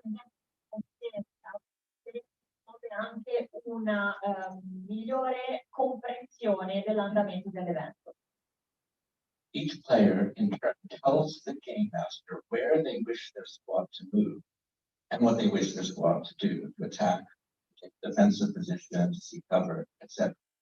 The players do not have access to the underlying game system, which is managed by software. This makes the game immediately playable by visitors with the barest minimum of tutorial. Instead of focusing on learning a game system or an interface, the player can focus on tactics and historical context. Each player makes only 2 moves during the game, corresponding to the 2 days of battle. But much of the game involves coordinating those moves with other players on their side while responding to the moves made by their opponents. Players also have brief dialogues about what their squads can and cannot do with the game master before they commit to a decision. A turno ogni giocatore parla con il master e comunica le decisioni prese riguardo al proprio squadrone, al proprio esercito, quindi che cosa vogliono fargli fare, dove vogliono che vada, quindi se vogliono che si metta sulla difensiva, che cerchi riparo. I giocatori non hanno accesso al sistema del gioco di per sé, che è gestito da un software, ma è accessibile a tutti senza alcun tipo di tutorial, cioè le tattiche da utilizzare, il contesto storico, invece di dover imparare il funzionamento del gioco, il funzionamento di un'interfaccia. Ogni giocatore poi effettua mosse durante il gioco, ovvero queste mosse corrispondono ai 2 giorni di battaglia. Però durante il gioco sono coinvolti nel coordinamento di queste mosse con gli altri giocatori che fanno parte del loro squadrone, del loro esercito, e si muovono anche in base alle decisioni dell'altro esercito, quindi degli altri giocatori. Possono parlare tra di loro, possono creare tattiche e parlare anche con il master prima di impegnarsi in una qualsiasi decisione. Interface elements indicate the relative strength of each unit and dwindle as their numbers and strength decline. Otherwise, there are few gamic interface elements. The game field itself is projected from above onto a sculpted terrain map rather than a flat surface. And this projection element gives a sense of physicality to the game that might otherwise be absent from a game's experience on the screen. Other elements of the design, such as the round battle table and the unit emblems, enhance the sense of physicality. After all players have moved away, the game is evaluated by the game master, who then interprets the gameplay as if it were an alternate history, and also describes how it departed from the original battle. Gli elementi che sono sull'interfaccia indicano la forza di ogni esercito e i numeri aumentano o diminuiscono a seconda della forza appunto rimasta. Questo non ci sono elementi di interfaccia. Come vedete il campo da gioco viene proiettato su una superficie tridimensionale invece che una superficie piatta, perché volevamo dare un senso fisico al gioco e questo è assente quando si tratta di una superficie piatta. E inoltre questa battaglia viene questo tavolo rotondo che fa partecipare i giocatori in modo migliore. Dopo che le 2 squadre hanno fatto le loro 2 mosse, il master va a valutare quanto è avvenuto, interpreta il gioco come storia alternativa per poi spiegare in che modo si sia avvicinato o allontanato dai fatti storici. Edimburgh is the 3rd most visited battlefield in all of the United Kingdom, despite its lack of any physical artifacts from the battle. The appeal of the site can be attributed mostly to the visitor center, and especially the battle game experience. This experience, for which visitors pay as much as £11, was frequently sold out weeks in advance. A comparable battle site, the Culloden battlefield, also has a digital experience with an animated battle map, but it lacks the playable game and thus enjoys far less engagement.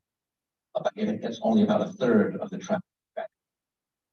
In his 2018 policy report in Immersive Experience of Scottish Heritage, Murray Pinnock attributes this to the importance of allowing visitors to directly engage with artifacts, whether physical or virtual. Azafur Rahman's 2018 paper on digital heritage interpretation expands on this. My own perspective is that agency, the ability for the visitors to make meaningful decisions reflecting those which took place historically, is even more effective than immersion or simple interactivity. Players felt as connected to the squads that they controlled through voice commands as they would to any artifact that they might pick up or manipulate. I find this a compelling design space. There may be ways to blend digital and analog elements in hybrid game designs in ways that give visitors a sense of agency that produces insight into the past while being immediately accessible to visitors, given the time and space constraints of heritage sites. Thank you. Falmouth è il campo di battaglia più visitato nel Regno Unito, nonostante la mancanza di elementi, come dicevamo prima, sopravvissuti alla battaglia stessa. Chissà, forse questa attrazione verso questo luogo può essere attribuita al Visitor Center e soprattutto a questa esperienza di gioco. L'esperienza aveva un costo di 11 sterline e era spesso scontato anni di anticipo. Un sito simile a quello della battaglia di Culloden, un'altra esperienza digitale che aveva una mappa animata simile ma non aveva l'elemento gioco e in questo senso mancava un po' nell'interazione del pubblico. Addirittura aveva un terzo di partecipanti in meno rispetto al gioco di Bannockburn. Si è parlato nel 2018 dell'importanza di attribuire di permettere ai visitatori di partecipare attivamente in modo fisico ai giochi, agli eventi, e secondo il mio punto di vista è proprio questa agency di cui si parlava prima, quindi la possibilità che i visitatori facciano delle decisioni che rispettano un po' la storia effettivamente accaduta. Questo aspetto è più efficace rispetto a qualsiasi altra attività interattiva. I giocatori si sentono collegati, un po' connessi ai battaglioni, agli eserciti che dovevano comandare, perché li comandano con la voce, cioè parlando proprio, dicendo quali sono le decisioni che prendono, invece di utilizzare oggetti o di leggere libri. E quindi, secondo il mio punto di vista, c'è un modo per unire elementi digitali e analogici in gioco, in modo da dare questo senso di agency ai visitatori, per aprire gli occhi sul passato e essere in qualche modo anche accessibili, nonostante le limitazioni di tempo e di spazio che spesso sono presenti in luoghi di eredità culturale. Grazie per l'attenzione.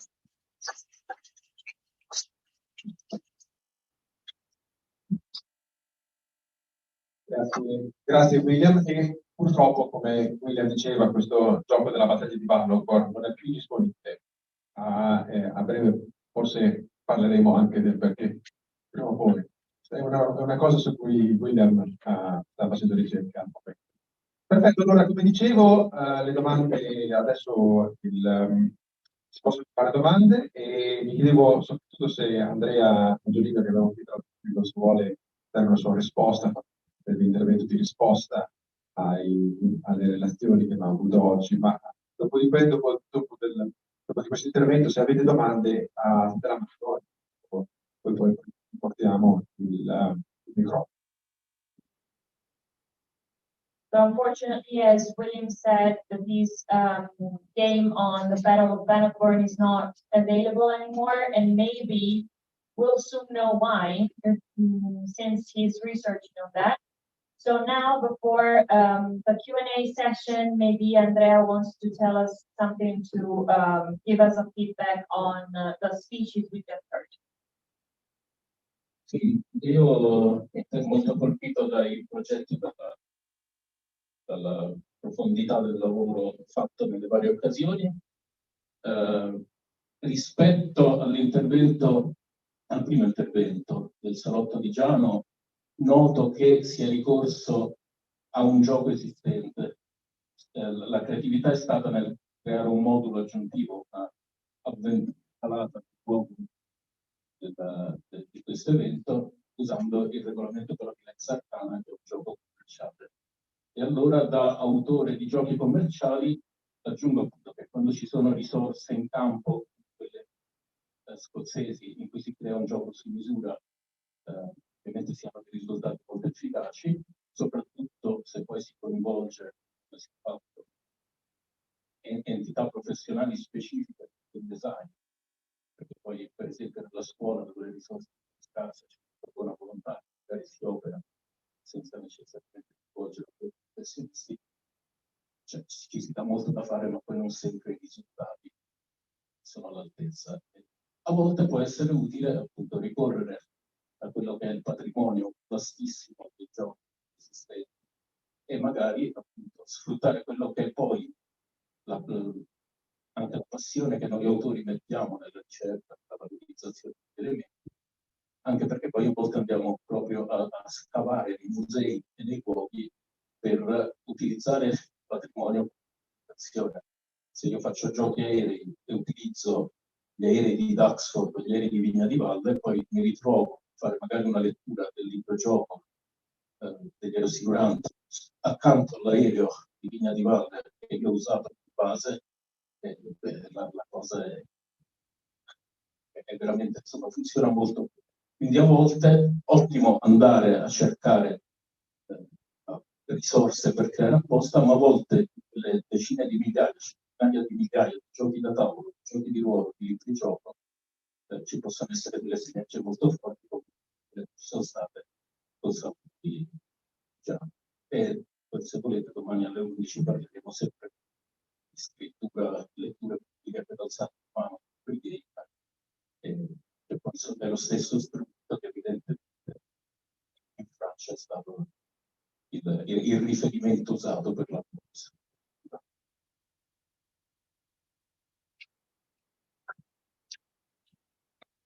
I was really amazed by these projects. About the first speech, so the Salotto used an already existing game and they added something to it, but they followed the rules coming from Lex Arcana, an already existing game. So sometimes it's good to use resources and to create a game ad hoc, like specifically as Bannockburn did, to achieve amazing results. But sometimes, more often than not, there are very few resources, and there is not the possibility to involve personal designers to create such experience.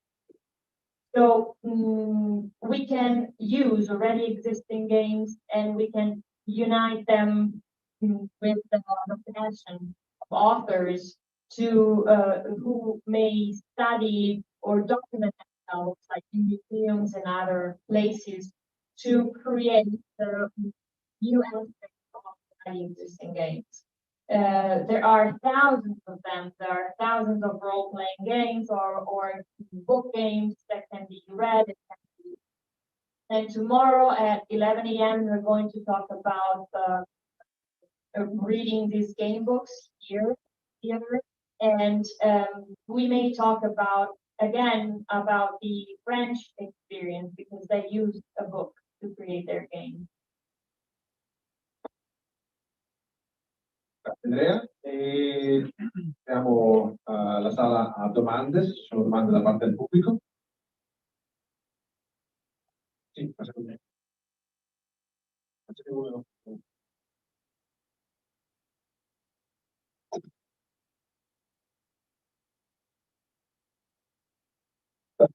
Buonasera, grazie.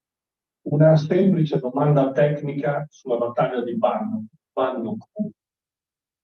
Se ho capito bene, i visitatori cominciavano a giocare e a muovere le unità senza nessuna preparazione storico-militare specifica. Nessuno gli faceva introduzione sull'uso della fanteria, della cavalleria o magari al limite di quelle poche armi da fuoco che eventualmente potevano essere presenti. È questo che è successo. One specific technical question about the Bannockburn experience. So if I understood correctly, visitors started playing the game without any preparation, like historical preparation. So they didn't know anything about like infantry or archery or the use of weapons. The game is the last in the sequence of galleries. So you enter and you see some traditional exhibit. And then the next space is an immersive space that's not the game. And in this space, you learn about participants, including civilians, non-combatants who are in the region. There's historical background about the motivations of the different participants, some who were fighting willingly, some who were pressed into battle. There's stories of like Welsh boatmen who say, I'm only doing this if I can come home. So much of the context is presented before you enter the battle. And then the battle is the last moment in your experience, the whole section. So it is the final moment. So by the time you reach the battle, you've been exposed to a lot of the social, historical context in which the battle took place. La parte ludica, la parte del gioco era solo alla fine, dopo una serie di gallerie, una serie di mostre in cui i visitatori apprendevano tutto riguardo, ad esempio, i civili, come vivevano, delle regioni, come si viveva, motivazioni storiche che stavano dietro alla battaglia e alla guerra. I partecipanti, per esempio, alla battaglia stessa, se erano volontari oppure se erano forzati ad andare in battaglia. La storia, ad esempio, degli arcieri gallesi che parteciparono solo con l'idea di lo faccio se torno a casa velocemente. E quindi la battaglia e il gioco erano solo nell'ultima parte. Al momento di arrivare a quella parte, i visitatori sapevano già tutto sul background storico e culturale dell'evento.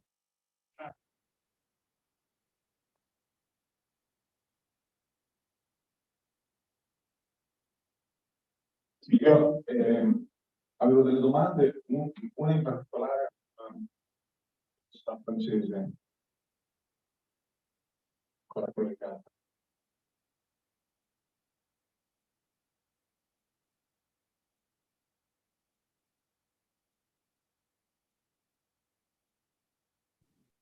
Hi, I'm here.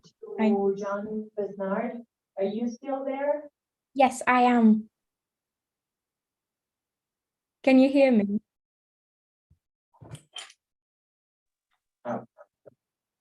Sì, dunque io non sono sicuro di aver capito esattamente come funzionava questa mostra, però da quello che ho capito, ogni visitatore aveva sostanzialmente la possibilità di utilizzare un libro o un supporto digitale per percorrere la mostra.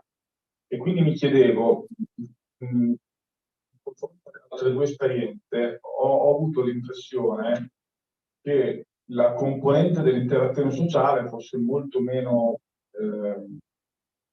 fosse molto meno focalizzata in quello. Cioè il rischio non è quello che per compiacere, tra virgolette, un pubblico giovane che ama l'uso del digitale, eccetera, si porti avanti cioè si dimentichi, secondo me, una funzione fondamentale, che è poi quella del gioco di ruolo, cioè quella della socializzazione. Questa è una domanda, non so se faccio un'altra domanda.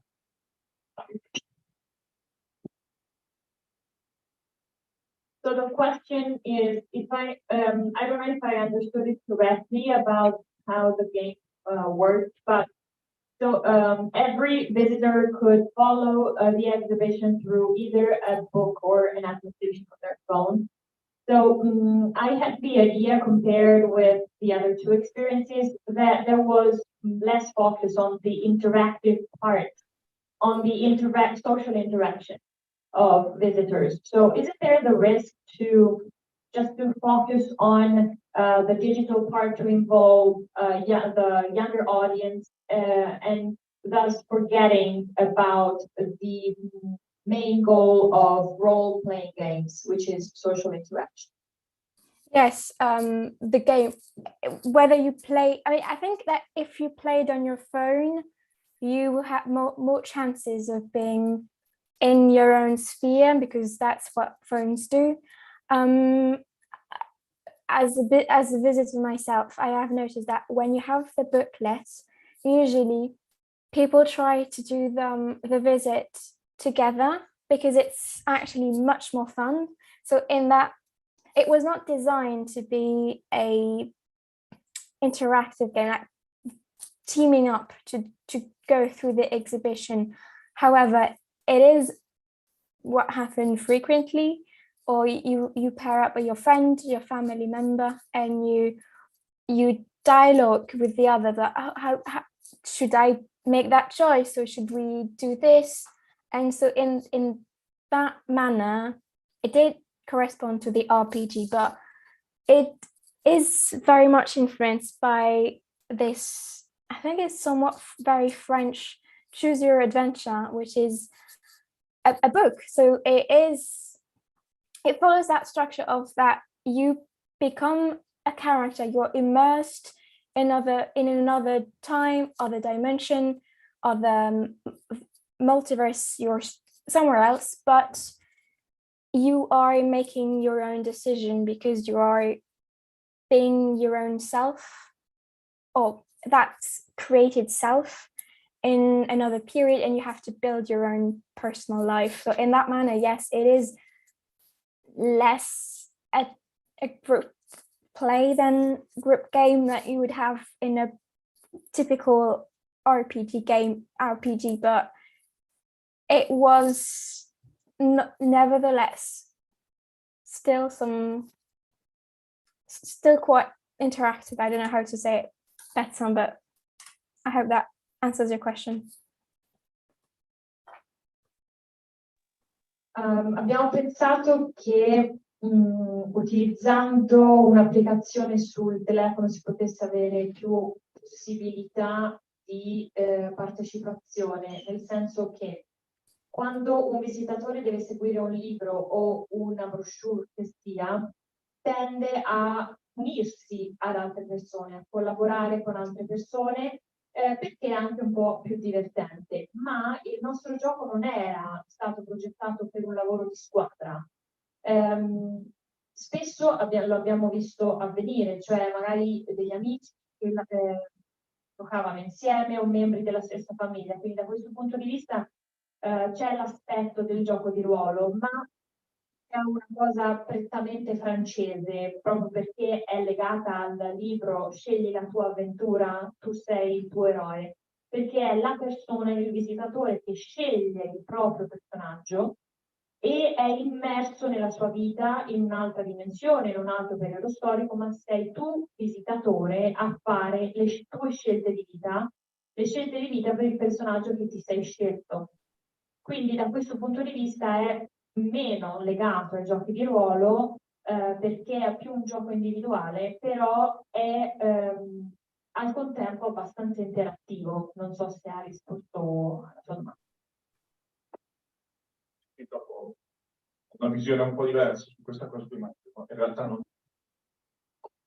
No, la domanda è sul discorso che diceva delle tematiche che potevano scioccare, così ho capito, non scioccare i visitatori, cioè di evitare certi argomenti. Ad esempio parlava della generazione dei figli, girando una ruota, cioè ad esempio la mortalità infantile o la questione di genere, se veniva trattata o meno e come veniva trattata. Ad esempio mi sembrava di aver visto il personaggio di origini siriane che non è, cioè, era pelle chiara, non so se è o se ho visto bene e se ho visto bene se era un errore oppure se era voluto scolare, insomma. E la questione invece che la domanda che volevo fare al professore, mi incuriosiva il motivo per cui è stata chiusa questa. Lei sta facendo delle indagini su questo. Ho letto, insomma, il National Trust of Scotland ha decretato questa chiusura. Non so se è collegata al discorso politico dell'indipendenza, del fallimento del referendum, al fatto che quelli storici che sono andati via, non so, sono voluti, usciti dal pool.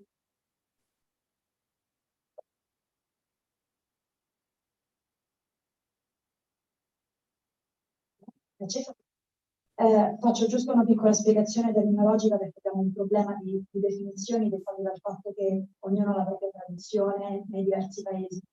In questo caso si sta riferendo maggiormente a quelli che noi chiamiamo in Italia giochi interpretativi, di cui rientra anche Andrea, di questo è un grande esperto, la questione del libro game. Quindi in questo caso è un gioco interpretativo legato maggiormente al libro game.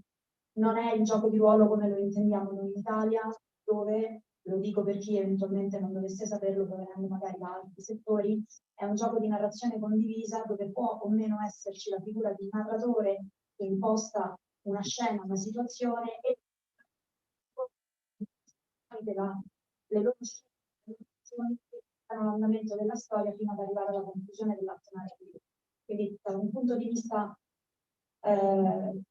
prettamente italiano credo che sia la stessa cosa anche in ambiente anglosassone. Il gioco di ruolo è prettamente sociale e in gruppo, quindi è un'attività collettiva, tant'è che poi appunto abbiamo giochi anche più estesi dove anziché piccoli gruppi di gioco abbiamo giochi per appunto comitato, quindi fino a 20-30 persone gestite da 1 o 2 persone. Quindi ecco, questo lo spiego perché può creare magari confusione nel parlare delle rispettive esperienze. Okay, so first of all, Laura just made a comment on a cultural difference that there might be between Italy and France, because there may be a difference in the idea we have of role-playing games. What you are talking about is more linked to interpretative games like for us, Italians. So more linked to game books.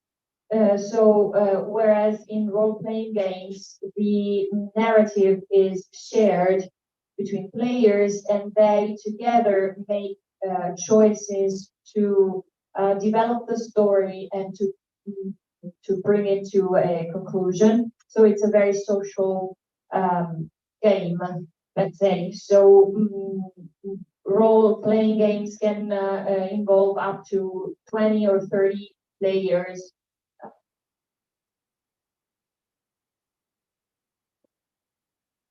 Oh, okay. So,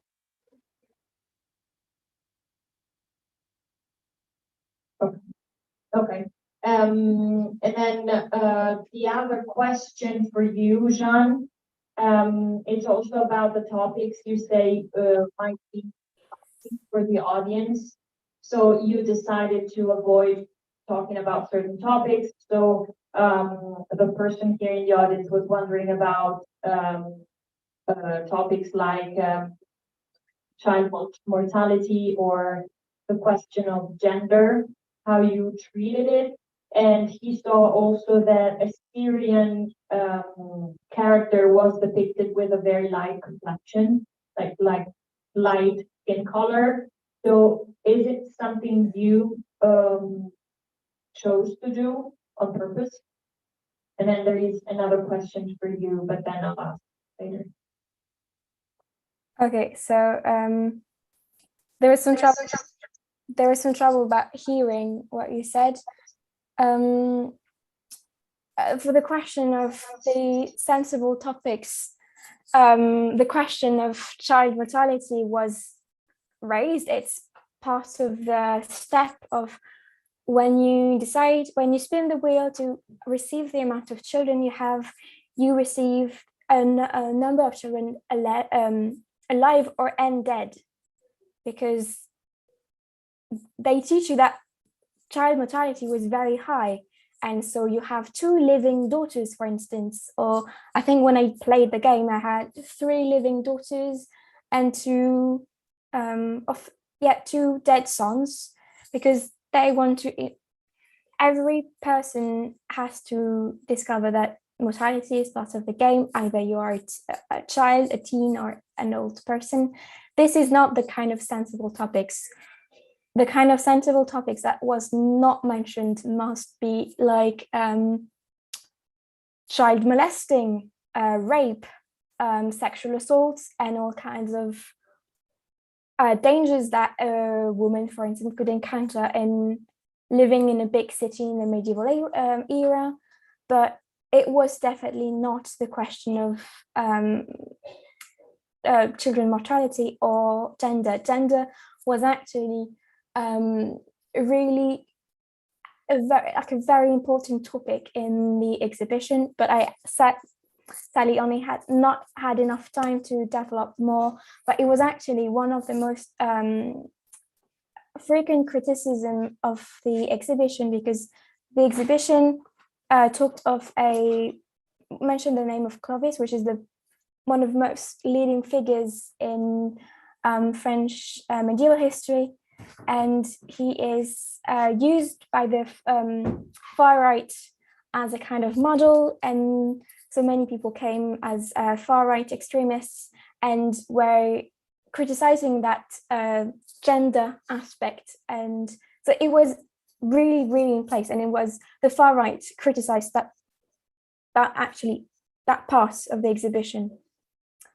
And I think you mentioned the Syrian refugee who was shown with light skin. On that topic, I must confess that I do not have much information. It was Genevieve. I do not know why Gail represented her with that skin tone. I know that he represented her with dark hair, black hair, and darker skin than Battles, for instance. But I'm sorry, but I do not have the information.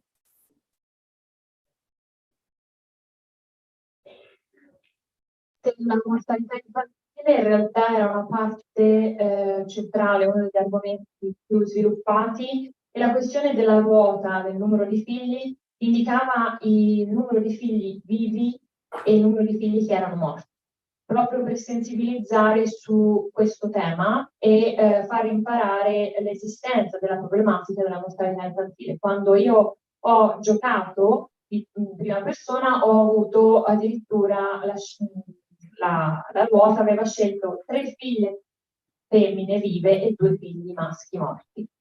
Quindi non era questo uno degli argomenti più sensibili. Uno degli argomenti che non abbiamo trattato riguardava le molestie, la violenza sessuale, lo sfruttamento, queste cose. Oppure come si vivesse in grandi città medievali.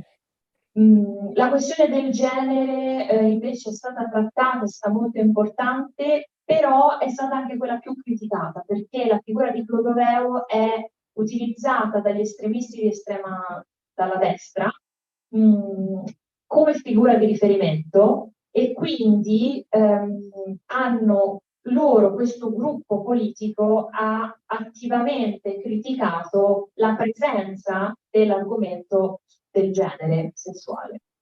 Per quanto riguarda invece il personaggio del rifugiato siriano, non ho informazioni per rispondere alla domanda. Il personaggio era Geneviève, che non aveva una pelle scura, ma aveva comunque una pelle più scura degli altri e i capelli neri, sicuramente, però non posso rispondere sul perché sia stata rappresentata in questo modo.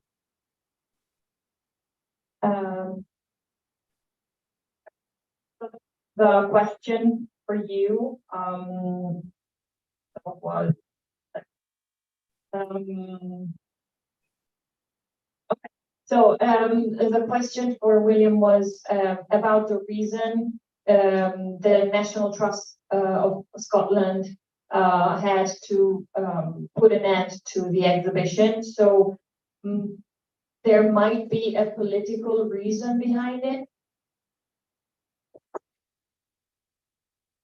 Maybe. So it was closed in 2020 because it stayed closed for 2 years, partially for cost savings. Even after the first opening, there were concerns that it would be impossible to run the exhibit while maintaining social requirements. So the game part in particular has that close, obliges you to close up.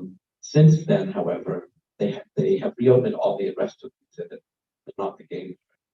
I sent an inquiry, and I was told that management said they really couldn't speak to it. So I'm actually running a freedom of information request to find out why.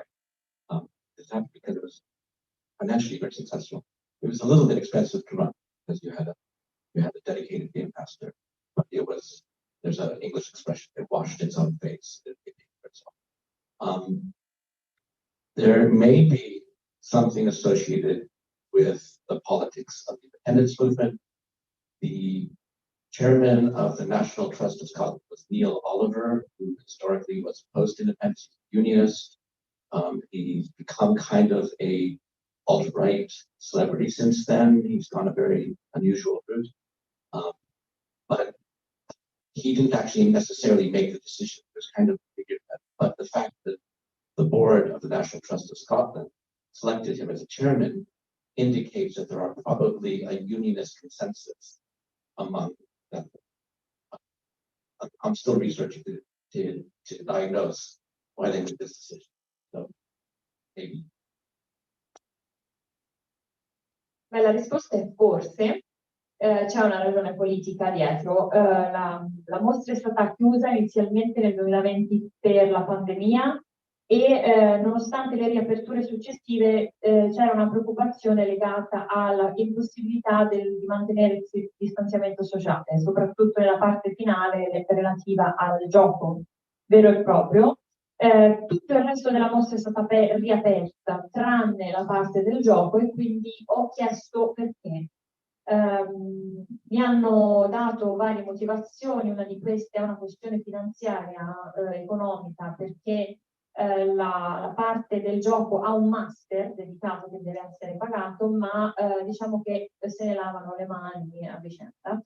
E forse ci potrebbe essere una motivazione politica. Non a caso il presidente del National Trust scozzese è Neil Oliver, che è un personaggio a favore dell'unione e della permanenza della Scozia in Inghilterra, quindi contro l'indipendenza, e è diventato anche famoso, un po' una sorta di celebrità.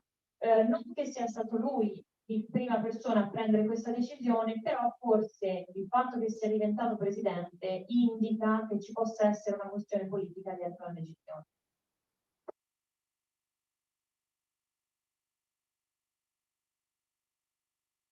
Grazie. Ci sono altre domande o qualcun altro vuole intervenire? Sì, no. Ci sono altre domande. Io ringrazio il sindaco di Gradara, ringrazio Gianluca, Raccagni, ci ha condotto a questo percorso del servizio, gli interrogatori, e un saluto anche a Jeanne, che è stata nostra dipendente con un internship a Gradara poco tempo fa, e inviterei tutti quanti a spostarsi, a seguirci e partecipare all'inaugurazione della mostra Date del gioco a Palazzo Rovini dei Silva vicino. Grazie per la partecipazione. Volete provare